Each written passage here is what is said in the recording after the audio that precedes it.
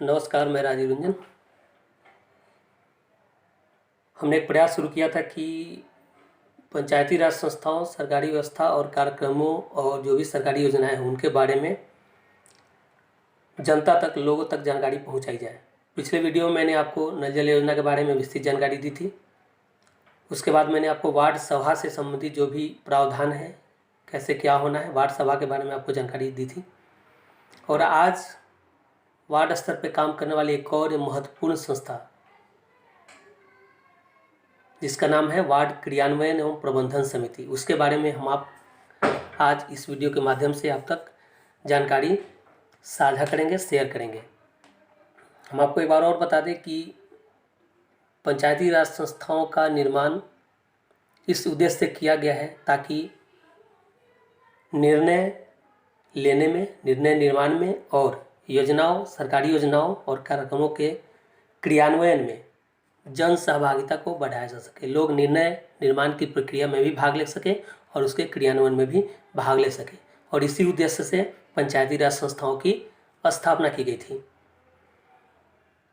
तो इस वार्ड क्रियान्वयन एवं प्रबंधन समिति के बारे में जानकारी देने के पहले मैं आप सबसे यह आग्रह करना चाहता हूं कि अगर आपके वार्ड में इस समिति का, वार्ड क्रियान्वयन एवं प्रबंधन समिति का गठन अगर नहीं हुआ है तो आप अपनी आवाज़ उठाइए, वार्ड सदस्य से कह के और मुखिया से कह के जितनी जल्दी संभव हो इस समिति का गठन करवाइए।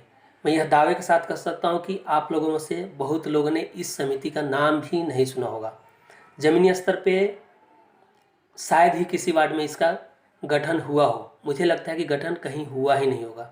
फिर भी अगर आपके वार्ड में गठन नहीं हुआ है तो आप अपने जनप्रतिनिधियों से मिलकर इस समिति का गठन अविलंब करवाइए। आपको एक बात और बता दें कि इस तरह की संस्थाओं का निर्माण जो छोटे स्तर पे, ग्राम स्तर पे काम करती हैं, उनका निर्माण इसलिए नहीं किया जाता है जानबूझकर, ताकि जनता को इस प्रक्रिया से, जो निर्णय निर्माण हो या फिर क्रियान्वयन हो, उससे दूर रखा जा सके। और जब तक आप इस प्रक्रिया से दूर रहेंगे, जनता दूर रहेगी, तब तक इसका लाभ जनता को नहीं मिलने जा रहा है और तब तक ये सारे लाभ, जैसा कि आप देखते आ रहे हैं, किसी और के पॉकेट में चला जाता है। तो आपसे आग्रह है कि इस वीडियो को भी आप अधिक से अधिक लोगों तक शेयर करें। माध्यम चाहे कुछ भी हो, चाहे वह फेसबुक हो, चाहे व्हाट्सएप हो या यूट्यूब हो, जिस तरह भी आपसे संभव हो पाए आप लोगों तक पहुंचाइए, ताकि लोगों को इसके बारे में जानकारी मिले और वो जागरूक बन सकें। तो आइए अब वार्ड क्रियान्वयन एवं प्रबंधन समिति, ward implementation and management committee के बारे में बात करते हैं। वार्ड के जितने भी सामान्य दायित्व हैं और वित्तीय दायित्व हैं, उनके निर्वहन के लिए वार्ड के लोगों से मिलकर एक समिति बनाई जा सकती है, जो वार्ड के लोगों के द्वारा चुनी हुई होती है। और यही समिति वार्ड स्तर पर जो भी कार्य बनते हैं, जो भी प्रस्तावनाएं बनती हैं, वार्ड की प्राथमिकताएं तय होती हैं, वार्ड में जो भी सरकारी योजनाएं या कार्यक्रम आते हैं उनके क्रियान्वयन के लिए जिम्मेदार होती है। अभी तक आपने देखा केवल आपका वार्ड सदस्य और वार्ड सचिव ही मिलकर सारे काम करता है, जबकि वास्तव में ऐसा नहीं है। यह सारा काम, यह सारा उत्तरदायित्व वार्ड सदस्य, वार्ड सचिव और इस समिति का मिलजुल कर है, ताकि जो भी योजनाएं हैं उनका लाभ सही लोगों तक उचित रूप से पहुंचाया जा सके। तो इस वार्ड क्रियान्वयन एवं प्रबंधन समिति का गठन किया जाएगा। इसमें 7 सदस्य होंगे, जिसमें से वार्ड सदस्य इस समिति का अध्यक्ष होगा। इसके अलावा अगर वार्ड का जो ग्राम कचहरी का पंच है वो भी एक सदस्य इसका अनिवार्य रूप से होगा।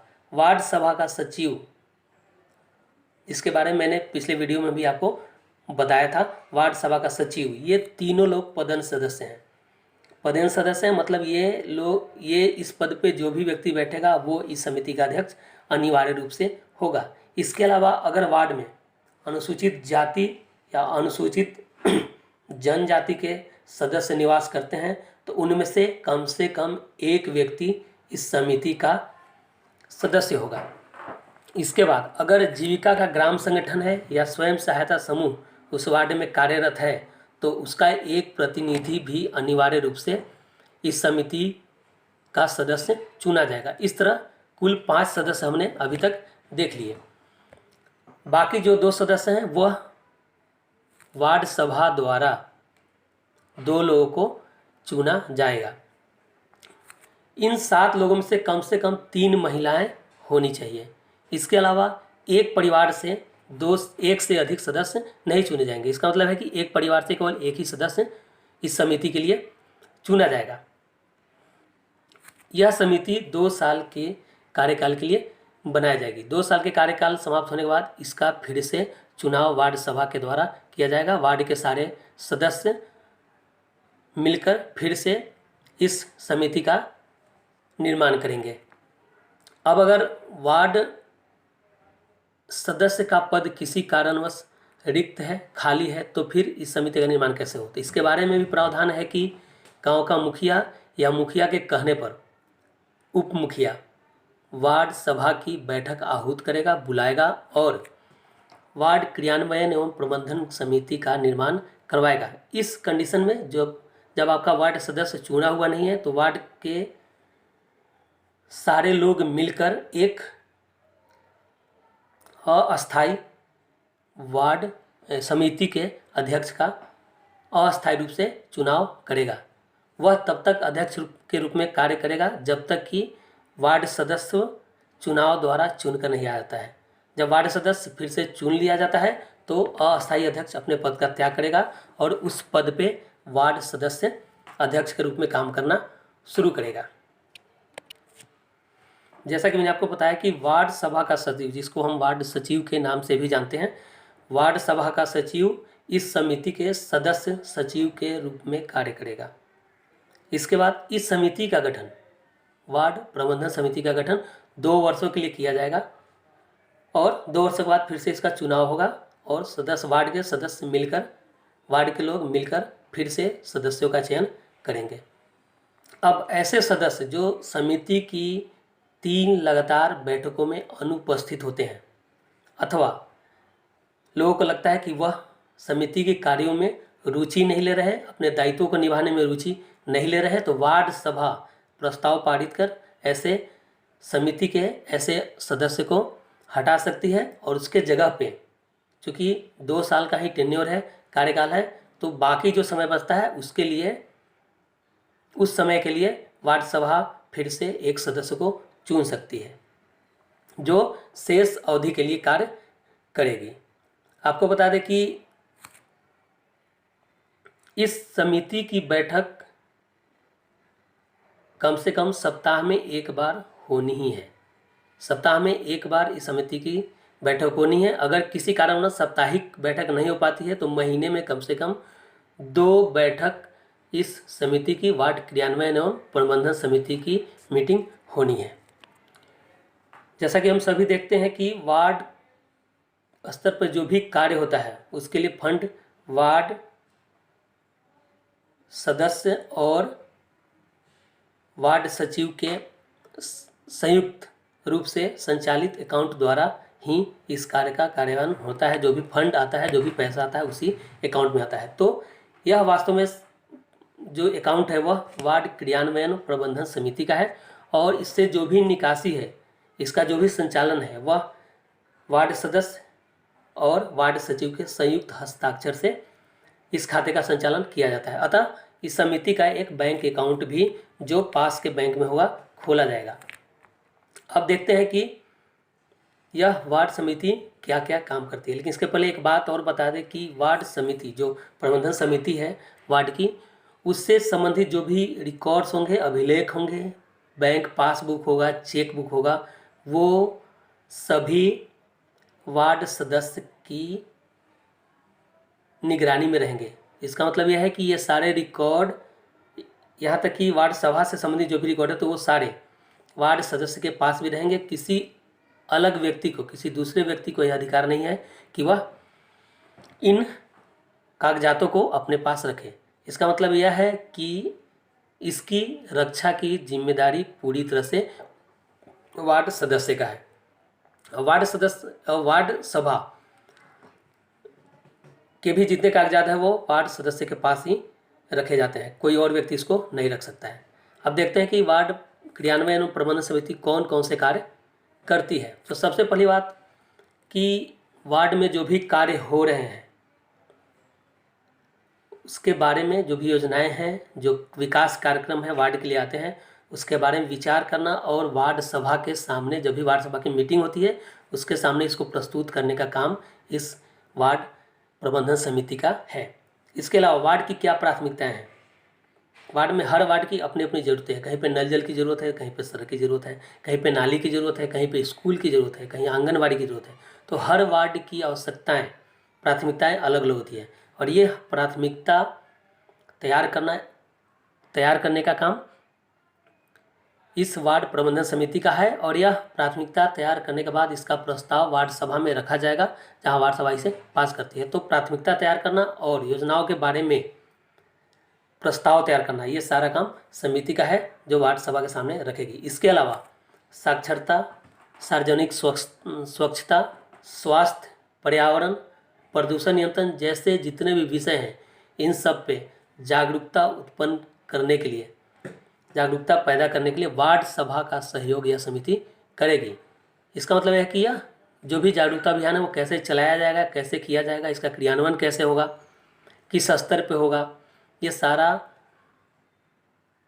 खाका तैयार करने का काम इस समिति का है और वह वार्ड सभा के सामने प्रस्तावित किया जाएगा और जब पास हो जाएगा तो उसके अनुसार से काम होगा। तो यह दूसरा है। इसके अलावा जो भी सरकारी योजनाएं आती हैं, जैसे हमने अभी नल जल योजना में भी आपको बताया था, तो जलापूर्ति, सार्वजनिक शिक्षा, स्वच्छता इकाई जैसे सार्वजनिक शौचालय बनाना हो और अन्य जहाँ पे ज़मीन की ज़रूरत होती है, तो कौन सा जगह उपयुक्त रहेगा उस स्थल का चयन वार्ड सभा की ओर से यह समिति करेगी। इसके बाद महामारी के समय या कोई आपदा आ जाती है तो उसकी रोकथाम के लिए यह समिति वार्ड सभा और ग्राम पंचायत के अधीन कार्य करेगी। इसका मतलब यह है कि जो भी योजनाएं, जो भी काम आपदा के समय या महामारी के समय किए जाएंगे, वह उसके क्रियान्वयन की पूरी जिम्मेदारी इस समिति के ऊपर डाली जाएगी। तो अभी जैसे हमने कोविड-19 में भी देखा है कि मास्क बांटे जा रहे हैं, सैनिटाइज़र बांटे जाएंगे, साबुन बांटा जाएगा गांव में पंचायत की तरफ से, जिसके लिए फंड भी आया है। तो यह काम कौन करेगा? यह वार्ड सदस्य नहीं करेगा।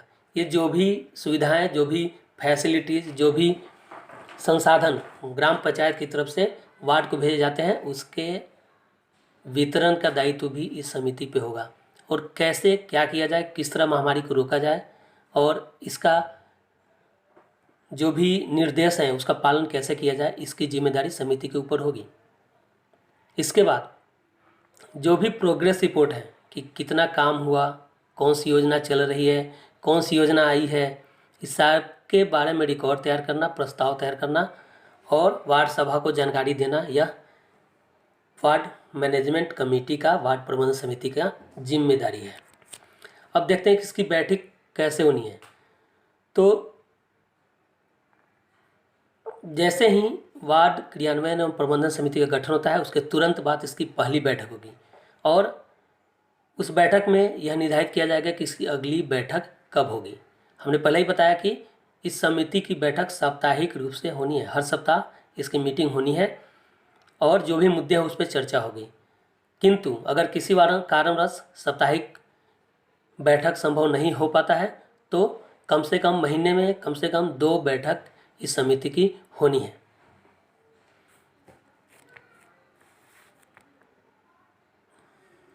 अगर जरूरत पड़े तो समिति के 1/3 सदस्यों के आवेदन पे, लिखित आवेदन पे वार्ड सदस्य या समिति का अध्यक्ष आपातकालीन बैठक भी बुला सकता है। इसके अलावा कोरम का पूरा होना भी जरूरी है इस बैठक के लिए। किसी भी बैठक में कम से कम 7 सदस्यों में से 4 सदस्य उपस्थित होना चाहिए, तभी इसकी गणपूर्ति हो पाएगी, कोरम हो पाएगा और कोरम पूरा होने के बाद ही इस समिति के कार्य को वैधानिकता प्राप्त होती है। तो यह था वार्ड क्रियान्वयन प्रबंधन समिति। इस वीडियो का मैंने आपको पहले भी कहा और फिर से बता देता हूँ कि एक ही उद्देश्य है कि आप पंचायती राज संस्थाओं के बारे में जानें, और अगर आपके क्षेत्र में, आपके वार्ड में इन प्रावधानों का पालन नहीं हो रहा है तो आप खड़े हों, अपनी आवाज़ उठाएं, इस समिति का गठन करवाएं और निर्णय निर्माण में और योजनाओं में के क्रियान्वयन में जो सरकार के द्वारा आपके लिए लाई जाती है उसमें आप अपनी सहभागिता पूरी करें, सहभागिता दें और इनका सफल क्रियान्वयन सुनिश्चित करें, और यह सुनिश्चित करें कि यह योजनाएं जिस उद्देश्य से बनाई गई हैं वो उद्देश्य पूरा हो रहा है। आपको फिर से आग्रह करता हूं कि इस वीडियो को अधिक से अधिक शेयर करें, चाहे जिस माध्यम से भी आप शेयर करें, लेकिन लोगों तक इसे ज़रूर पहुंचाएं। अगला वीडियो मैं आपको बता देता हूं, जो अगला वीडियो मेरा आएगा उसके बारे में हम आपको उस वीडियो में आपको सूचना का अधिकार के बारे में बताएंगे। अब आपको बताएंगे कि वो सारी चीज़ें जो आपके ग्राम पंचायत स्तर पे, ब्लॉक स्तर पे होती हैं और आपको पता नहीं होता है, तो आप किस तरह अपने सूचना के अधिकार का उपयोग कर इन चीज़ों के बारे में जानकारी मांग सकते हैं। तो इंतजार कीजिए मेरे अगले वीडियो का सूचना के अधिकार के बारे में जानने के लिए। तब तक के लिए नमस्कार।